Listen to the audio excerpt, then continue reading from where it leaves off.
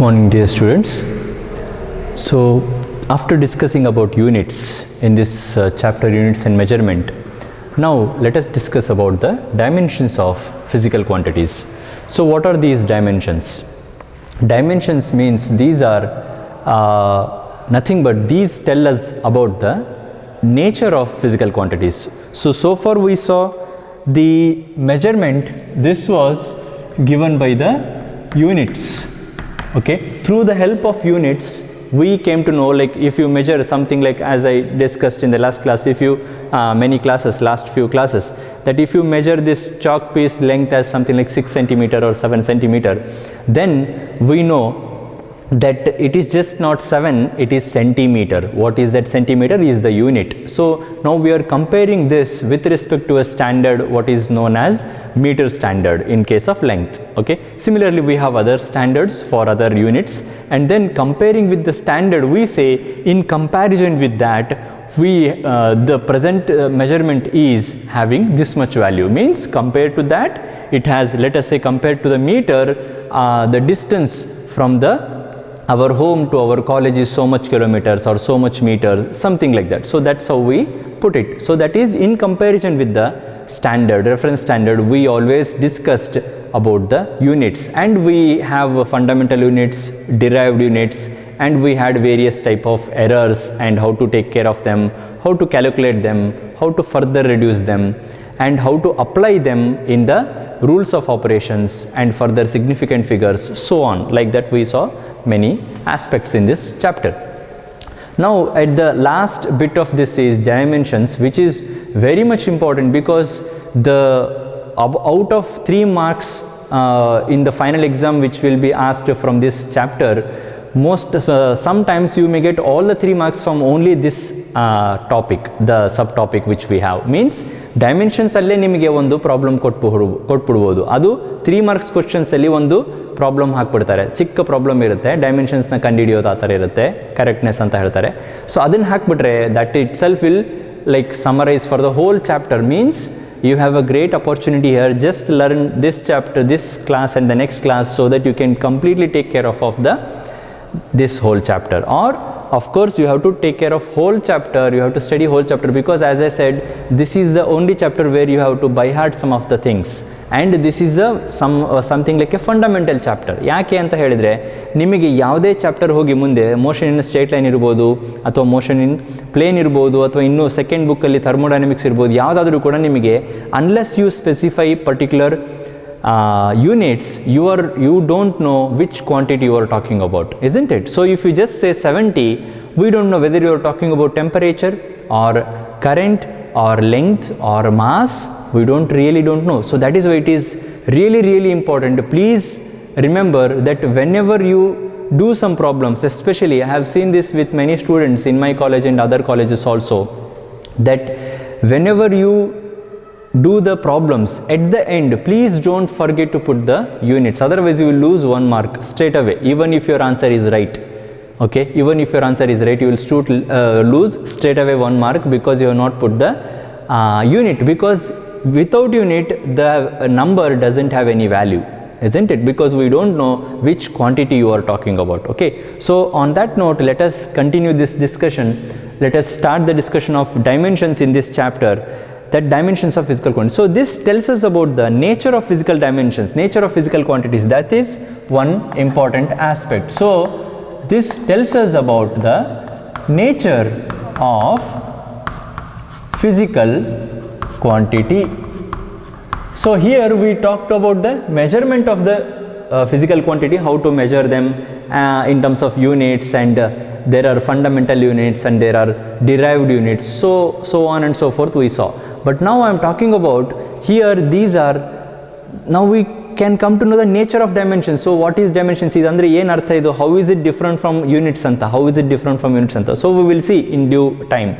So basically dimensions ಅಂತ ಹೇಳಿದರೆ, ಈಗ just like ನಾವು ಏನಾದ್ರು ಒಂದು ನಮ್ಮ 3D ವರ್ಡ್ ಅನ್ನೋದನ್ನ ಯಾವಾಗಲೂ ಡೈಮೆನ್ಷನ್ಸ್ ಅನ್ನೋದನ್ನ ನಾವೇನಂತೀವಿ 3 ಡೈಮೆನ್ಷನಲ್ ವರ್ಡ್ ಅಂತ ಹೇಳ್ತೀವಿ ನಾವು. ಯಾಕಂದರೆ we always say, let us say ಇನ್ನೊಂದು ಕ್ಲಾಸ್ ರೂಮ್ ಇದೆ ಅಂತ ಹೇಳಿದ್ರೆ ನಮಗೆ ಲೆಂಗ್ತ್, ಬ್ರೆಡ್ತ್ ಆ್ಯಂಡ್ ಹೈಟ್ ಇರುತ್ತೆ, ರೈಟ್?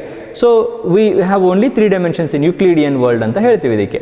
ಸೊ ಈ 3 ಡೈಮೆನ್ಷನ್ಸ್ ಇದೆ, but this is only with respect to ನಾವು ಒಂದು ಲೆಂತ್ ಅಂದರೆ ಒಂದು ಮೆಜರ್ಮೆಂಟ್ ಆಫ್ ಓನ್ಲಿ ಸ್ಟ್ರಕ್ಚರ್ ಬಗ್ಗೆ ಮಾತ್ರ ಮಾತಾಡ್ತಿದ್ದೀವಿ ನಾವು, ಅಂದರೆ ಒಂದು ಬಿಲ್ಡಿಂಗ್ ಬಗ್ಗೆ ಮಾತ್ರ ಈ ಥರ ನೀವು ಮಾತಾಡ್ತಿದ್ದೀರಿ. So what about let us say you want to talk about the area ಅದರದ್ದು ಆಂಪಿಯರ್ ಇರ್ಬೋದು, ಅಂದರೆ ಕರೆಂಟ್ ಇರ್ಬೋದು, ಅಥವಾ ಮೋಲ್ ಇರ್ಬೋದು, ಅಥವಾ ಇಂಟೆನ್ಸಿಟಿ ಇರ್ಬೋದು. ಈ ಥರದ್ದು ಮಾತಾಡಿದಾಗ ನೀವು ಹೇಗೆ ಅದನ್ನು ವ್ಯಕ್ತಪಡಿಸೋದು ಅಂತ ಹೇಳಿದರೆ, ಹೇಗೆ ಅದನ್ನು ಎಕ್ಸ್ಪ್ರೆಸ್ ಮಾಡೋದು ಅಂತ ಹೇಳಿದರೆ, then you have to express them in terms of dimensions. Dimensions ಅಂತ ಹೇಳಿದರೆ let us say these are represented by square brackets.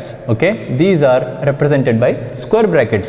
So as we have 7 fundamental units, we have 7 fundamental dimensions also, and all the any dimensions, any quantities, derived quantities, this is very important. Any derived quantity, okay, derived quantities, okay, are expressed using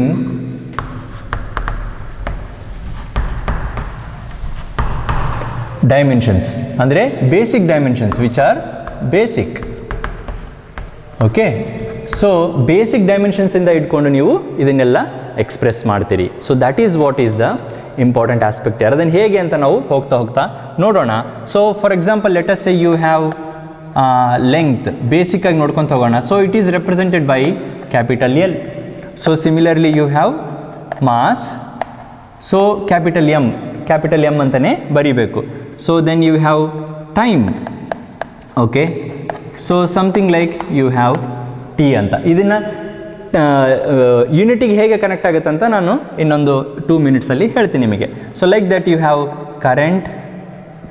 ಕರೆಂಟಿಗೇನು ampere ಅಂತ ಹೇಳ್ತೀವಿ ನಾವು. Ampere ಏನೋದಕ್ಕೆ whatever you used unit for the ಇದಕ್ಕೆ ನೀವು ಯೂನಿಟನ್ನು ಏನು use ಮಾಡಿದ್ರಿ particular physical ಕ್ವಾಂಟಿಟಿಗೆ, same thing we are using for the dimensions also, but with the square bracket. So that's how you represent this is how you represent dimension. So ಇದು dimension of length, dimension of mass, dimension of time, dimension of current. So similarly temperature ಬರುತ್ತೆ. Okay, then you have temperature ಅಂತಂದರೆ K ಅಂತ ಬರಿಬೇಕಾಗುತ್ತೆ, because that is Kelvin ಅಂತ use ಮಾಡ್ತೀವಿ. And amount of substance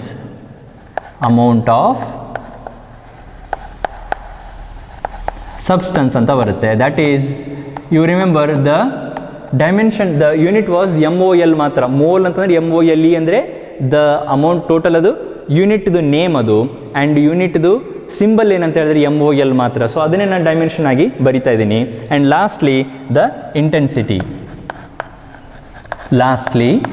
the intensity which is candela ಅಂತ ನೆನಪಿದೆ ನಿಮಗೆ. Candela ಅಂತ ಹೇಳಿದ್ರೆ CD ಅಂತ ನಾವು ಅದನ್ನು ರಿಪ್ರೆಸೆಂಟ್ ಮಾಡಿದ್ದೀವಿ. So in this case we have dimensions similarly written for 7 basic dimensions are 7 fundamental dimensions. Using them we represent the any other derived quantities. ಹೇಗೆ ಅಂತ ಹೇಳಿದ್ರೆ, for example you take area. Okay, for example you take area ಅಂತಂದರೆ ಏನು ಗೊತ್ತು ನಮಗೆ? Length into breadth ಅಂತ ಗೊತ್ತು. So that's you write first. Okay, length into breadth.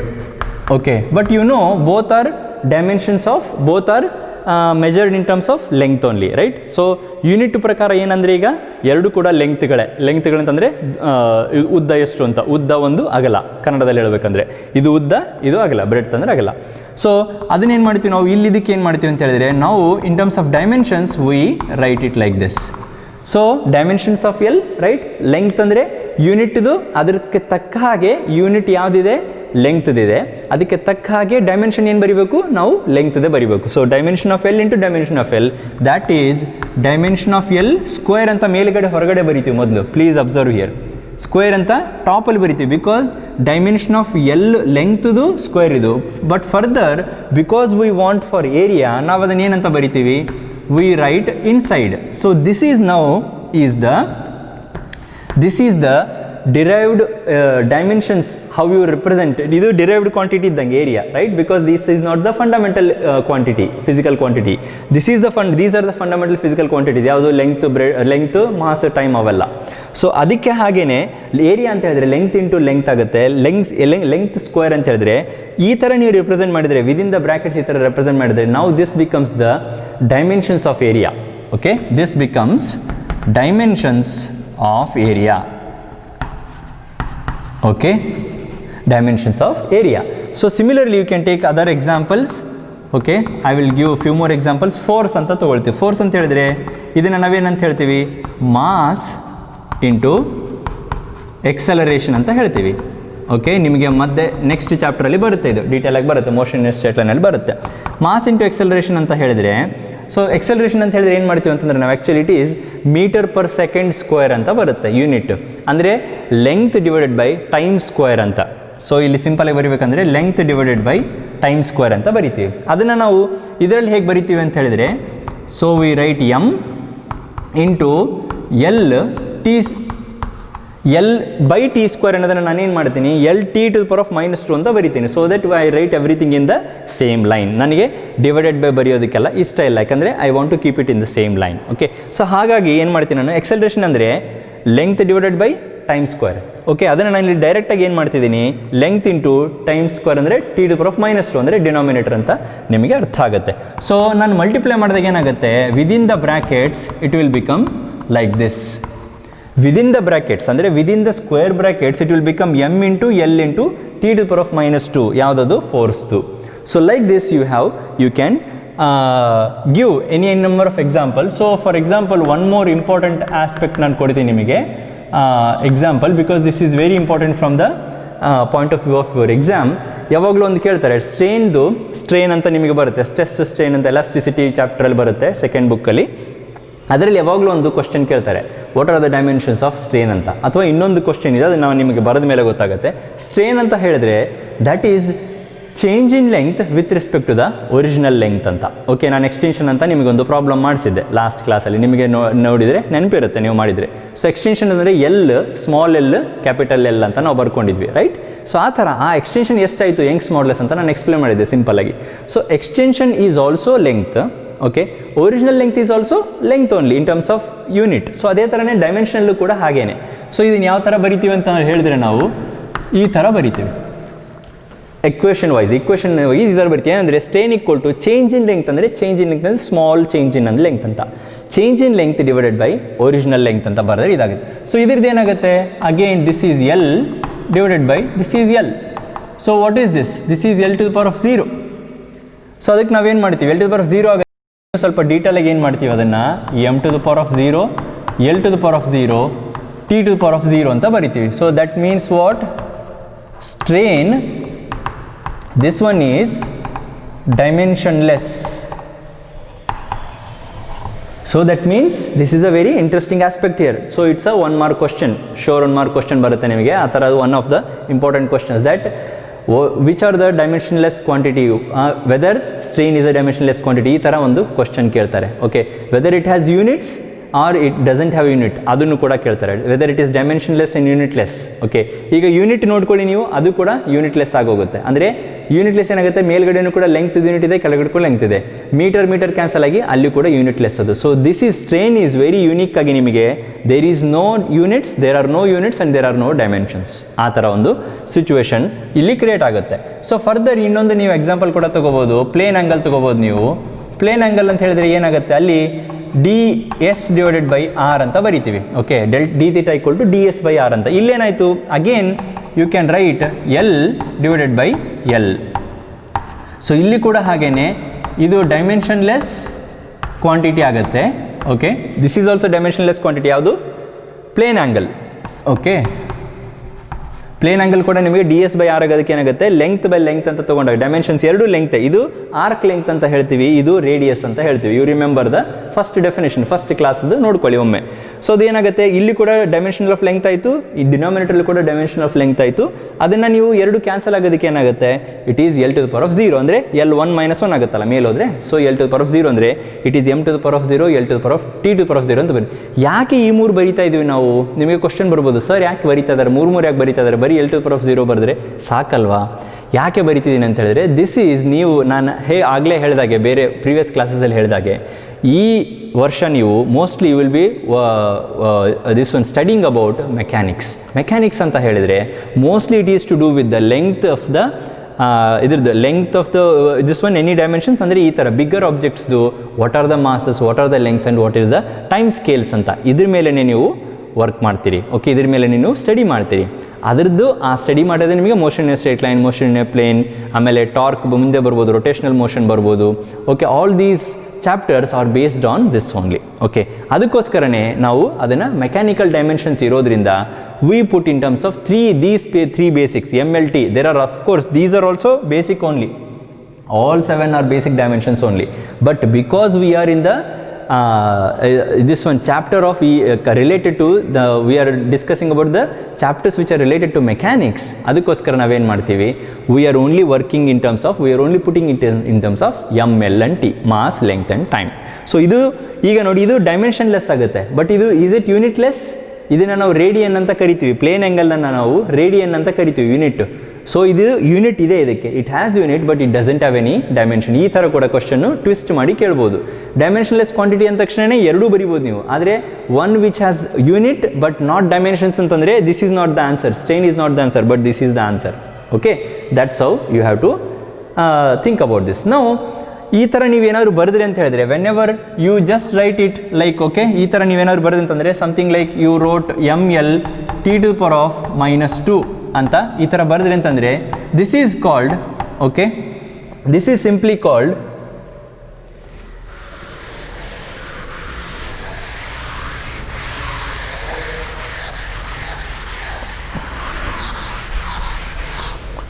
so these are simply called dimensional formulae.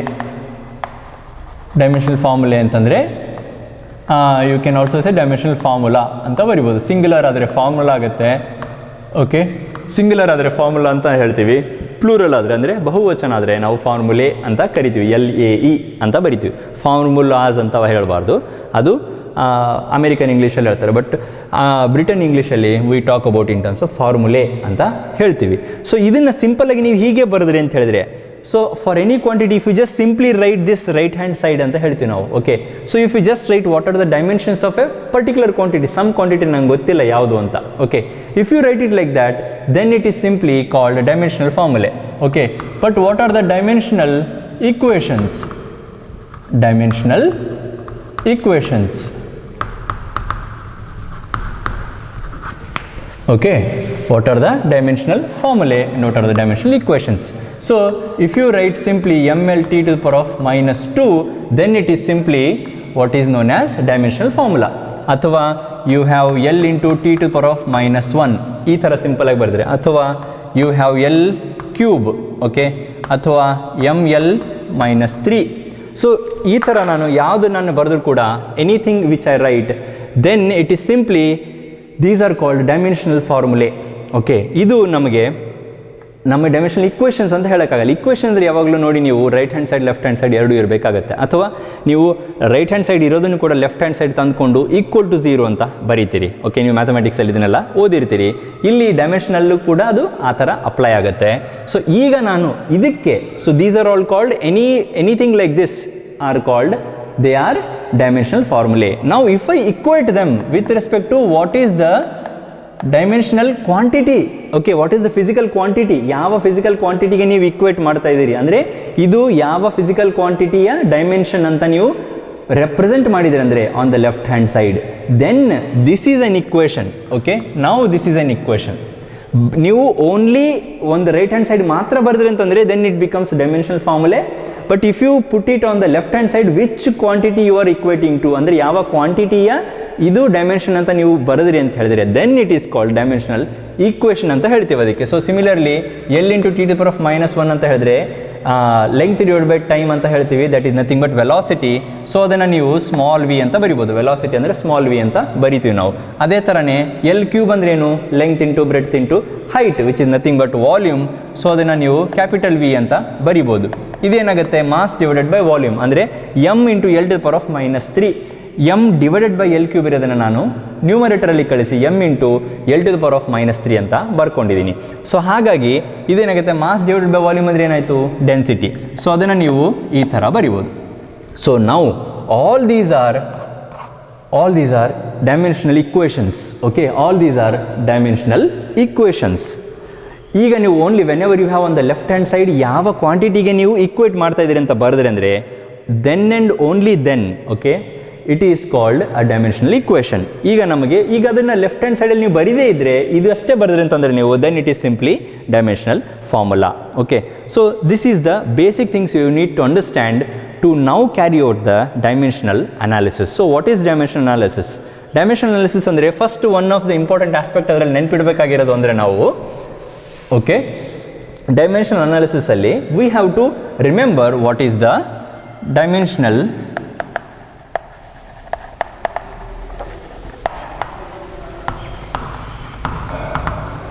okay, there is something called principle of homogeneity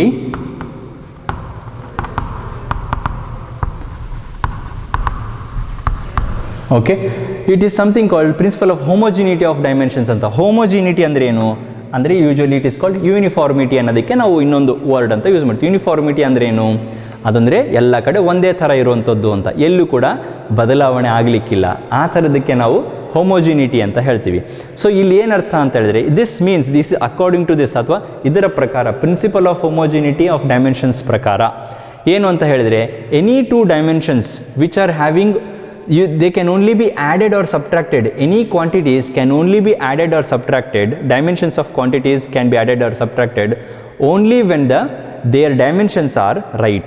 Okay, only quantity with the dimensions, same dimensions. So this is only quantities with same dimensions can be added or subtracted. Okay, so principle of homogeneity of dimensions ಅಂತಂದ್ರೆ ಏನು? Only quantities with the same dimensions can be added or subtracted. So ಇದು ನೋಡೋದಕ್ಕೆ ತುಂಬ simple ಅನಿಸುತ್ತೆ, but this is one of the very important law here. ಈಗ ಡೈಮೆನ್ಷನ್ಸಲ್ಲಿ ನಮಗೆ ತುಂಬ important ಇದೆ. ಯಾಕೆ ಅಂತಂದರೆ ಇದರ ಅರ್ಥ ಏನು ಅಂತ ಹೇಳಿದ್ರೆ, ಈಗ ನೋಡಿ ಇಲ್ಲಿ ಎರಡು ಕ್ವಾಂಟಿಟಿ ಇದೆ, ನಿಮಗೆ ಈ ಕ್ವಾಂಟಿಟಿ ನೀವು ಆ್ಯಡ್ ಮಾಡೋಕ್ಕಾಗಲ್ಲ ಅಂತ ಹೇಳ್ತಿರೋದು ಇದು ಸಿಂಪಲಾಗಿ ಹೇಳಬೇಕು ಅಂದರೆ. ಓಕೆ, ಓನ್ಲಿ ಕ್ವಾಂಟಿಟಿ ಅಂದರೆ let us say you cannot say V plus rho ಅಂತ ನೀವು ಅಷ್ಟು ಸುಲಭವಾಗಿ ಬರೆಯೋಕ್ಕಾಗೋದಿಲ್ಲ. ನಮ್ಮ ಇಕ್ವೇಷನಲ್ಲಿ ಏನಾದ್ರು ಇರ್ಬೋದು, but finally it has to be equivalent to the left hand side and right hand side, ಎರಡಕ್ಕೂ ಕೂಡ ನೀವು ಈಕ್ವಲೆಂಟ್ ಇರಲೇಬೇಕು. ವಿ ಪ್ಲಸ್ ರೋ ಅಂತ ಒಂದು ಕಡೆ ಬರೋದಂದ್ರೆ ಇನ್ನೊಂದು ಕೂಡ ವಿ ಪ್ಲಸ್ ರೋ ಇತ್ತು ಅಂದರೆ then it is fine.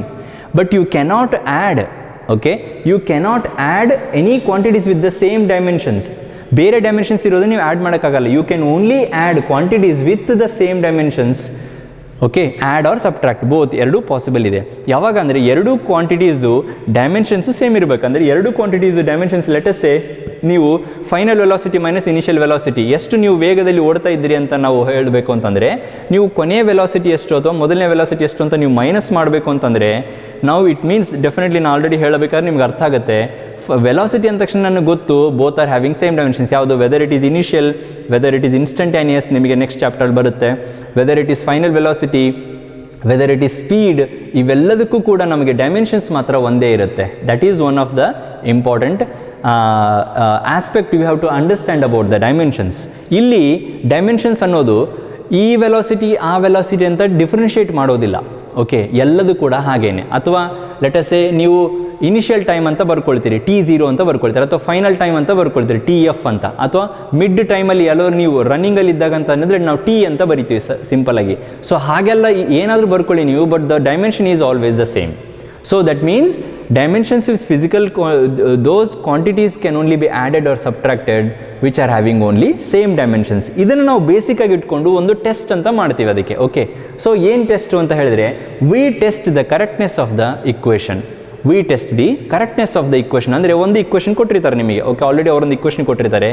You have to see whether the dimensions of left side and the right side are the same. ಆವಾಗ ನಿಮಗೊಂದು ಐಡಿಯಾ ಬರುತ್ತೆ. Okay, whether they are same or not ಅಂತ ಒಂದು idea ಬರುತ್ತೆ.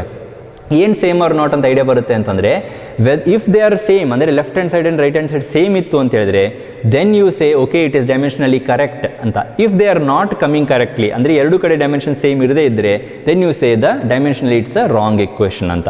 Okay, so those things we will see further. ನಾವು ನೋಡೋಣ ಅದನ್ನು ಹೇಗೆ ಮಾಡೋದು ಅಂತ. And one more important aspect is just because some equation is passing the test, ಅಂದರೆ ಈ ಟೆಸ್ಟ್ ನಾನು ಹೇಳಿದ್ನಲ್ಲ, ಈ ಥರ ಒಂದು ಡೈಮೆನ್ಷನ್ ಅನಾಲಿಸಿಸ್ ನಾವು ಮಾಡಿದ ತಕ್ಷಣ let us it is proved correct ಬಂತು ಅಂತ ಅಂದ್ಕೊಳ್ಳಿ, left hand side equal to right hand side ಅಂತ. But it doesn't mean that it is the exact equation. ಈ ವರ್ಡ್ ನೆನ್ಪಿಟ್ಕೊಳ್ಳಿ ನೀವು ಕರೆಕ್ಟಾಗಿ. ಅಂದರೆ ನಾನು ಸುಮ್ಮನೆ ಕರೆಕ್ಟ್ ಇಕ್ವೇಷನ್ ಅಂತ ಹೇಳಿದ್ರೆ ನಿಮಗೆ ಸರ್ ಡೈಮೆನ್ಷನಲ್ಲಿ ಕರೆಕ್ಟ್ ಬಂದಿದೆ ಅಲ್ಲ ಅಂತ ಹೇಳ್ಬೋದು ನೀವು. ಕರೆಕ್ಟ್ ಅಂದರೆ it is not necessarily only to be right by only dimensions, ಅದು ಮಾತ್ರ ಅಲ್ಲ, it has to be correct even by the exact equation. ಅಂದರೆ ನೀವು ಯಾವುದಾದ್ರೊಂದು ಇದರಲ್ಲಿ ಮಲ್ಟಿಪ್ಲೈಯರ್ಸ್ ಇರುತ್ತೆ, ಅಂದರೆ 2 ಅಂತ ಇರ್ಬೋದು, ಅಥವಾ ನಮ್ಮ ಇದರಲ್ಲಿ ಇಕ್ವೇಷನ್ಸಲ್ಲಿ ಬೇರೆ 1/4πε0 ಅಂತ ಬರುತ್ತೆ, ಸಮ್ ನಂಬರ್ಸ್ ಇರುತ್ತೆ, ಅಂದರೆ ಈ ಥರ ಪೈ ಅಂತ ಇರುತ್ತೆ, ಅಥವಾ ಎಕ್ಸಾಕ್ಟ್ ನಂಬರ್ಸ್ 4, 2 ಅಂತ ಇರುತ್ತೆ. ಈ ಥರ ಇದ್ದಾಗ ಏನಾಗುತ್ತೆ, ಅದೆಲ್ಲದ್ರದ್ದು ನಿಮಗೆ ಅದನ್ನು ಪ್ರಿಡಿಕ್ಟ್ ಮಾಡೋಕ್ಕಾಗಲ್ಲ, ಕಾನ್ಸ್ಟೆಂಟ್ಸ್ನ ಪ್ರಿಡಿಕ್ಟ್ ಮಾಡೋಕ್ಕಾಗಲ್ಲ ಯೂಸಿಂಗ್ ಡೈಮೆನ್ಷನ್ ಅನಾಲಿಸಿಸ್. ಅದಕ್ಕೋಸ್ಕರ ಏನಾಗುತ್ತೆ, you will always end up with the correct ಒಂದು ಡೈಮೆನ್ಷನಲ್ ಕರೆಕ್ಟ್ ಇಕ್ವೇಷನ್ ಮಾತ್ರ, but not the exact equation. ಅದು ಹೇಗೆ ಅಂತ ನಾವು ನೋಡೋಣ, ಫರ್ದರ್ ನೋಡೋಣ.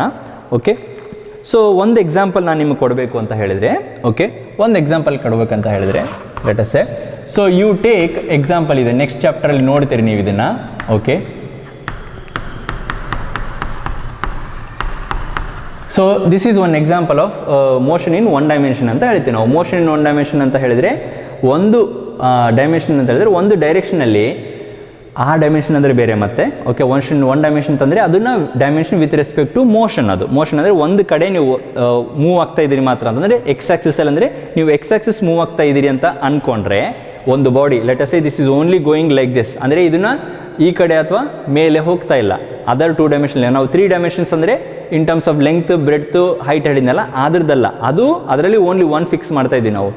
ಆ ಥರ ನೀವು ಒಂದು ಮೂವ್ ಆಗ್ತಿರ್ಬೇಕಾದ್ರೆ ಇದೊಂದು ಇಕ್ವೇಷನ್ ಬರುತ್ತೆ. ಓಕೆ, ಲೆಂತ್ ಇದು, this is the length at any time, this is the length, this is the distance ಅಥವಾ ಡಿಸ್ಪ್ಲೇಸ್ಮೆಂಟ್ ಎಟ್ ಇನಿಷಿಯಲ್ ಟೈಮ್, v0 ಅಂದರೆ ವೆಲಾಸಿಟಿ ಎಟ್ ಇನಿಷಿಯಲ್ ಟೈಮ್, t ಅಂತ ಹೇಳಿದ್ರೆ ಟೈಮ್ ಆಗುತ್ತೆ ಎಟ್ ಎನಿ ಇನ್ಸ್ಟೆಂಟ್ಸ್, ಅಂದರೆ a ಅಂತ ಹೇಳಿದ್ರೆ acceleration. Okay, these are the physical quantities you have. Now this is a given equation, now you have to check the correctness. Correctness ಅಂತ ಹೇಳಿದ್ರೆ first of all you have to write it like this. What are the dimensions of X? X ಅಂತ ಹೇಳಿದ್ರೆ ಅದು length ಬರುತ್ತೆ. Length ಅಂತ ಹೇಳಿದ್ರೆ you just simply write it like that, dimension of length. Then you have dimension of x0, that is also length.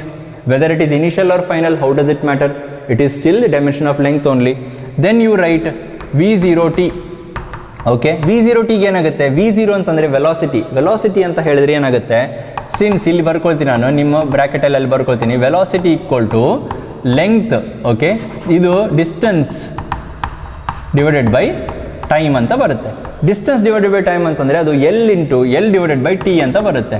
Okay, dimension ಪ್ರಕಾರ L divided by T ಅಂತ ಬರುತ್ತೆ, ಅಂದರೆ LT⁻⁻1 ನ್ಯೂಮರೇಟರಲ್ಲಿ ತೊಗೊಂಡಾಗ. ಅದನ್ನು ನಾನು ಇಲ್ಲಿ ಡೈರೆಕ್ಟಾಗಿ ಬರ್ಕೊಳ್ತೀನಿ, L⁻⁻1 into T, right, into T.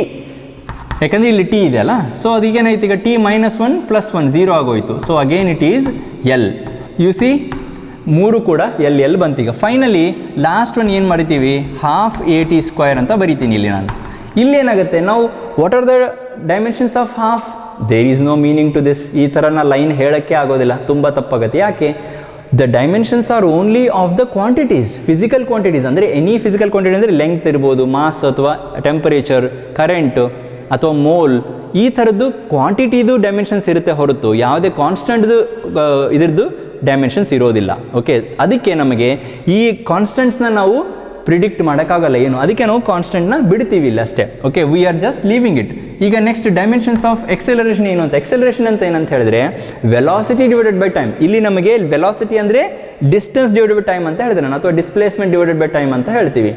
ಎಕ್ಸೆಲರೇಷನ್ ಅಂತ ಹೇಳಿದ್ರೆ change in velocity divide by time ಅಂತ ಹೇಳ್ತೀವಿ. So that is nothing but again velocity divide by time ಅಂತ. ವೆಲಾಸಿಟಿ ಅಂತಂದರೆ L⁻⁻⁻1 ಅಂತ ಬರೆದಿದ್ದೀನಿ. ಡಿವೈಡೆಡ್ ಬೈ ಟೈಮ್ ಅಂತ ಹೇಳಿದ್ರೆ ನ್ಯೂಮರೇಟರ್ ಅಲ್ಲೋದ್ರೆ ಏನಾಗುತ್ತೆ, ದಟ್ ಈಸ್ L⁻⁻².